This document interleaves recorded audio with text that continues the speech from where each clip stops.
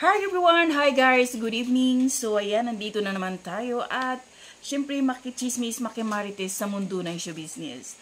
So guys, for today's video, mag-mini vlog tayo at syempre ang ating pag-uusapan ay si Daniel Padilla. Usap-usapan kasi kamakailan lang si Daniel sa Siquijor kasi nga pumunta nga sila dun kasama ni Daniel si Anthony Jennings at parang mga kapatid niya at saka yung nanay niya na si Carla Estrada.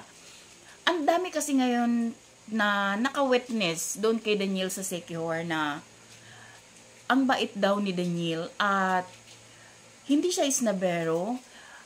Palapansin kung merong fans na magsabi sa kanya na gustong magpa-picture.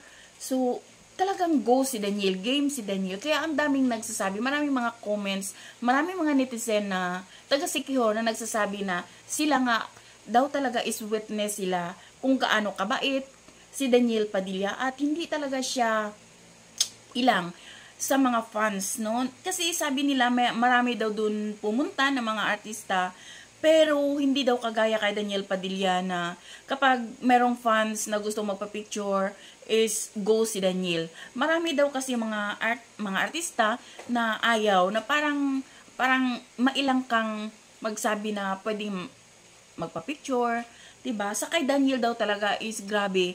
Kaya sobrang napahanga sila, sobrang sinabi nila na ang bait-bait ng isang Daniel Padilla na hindi nila akalain na ganun kabait si DJ.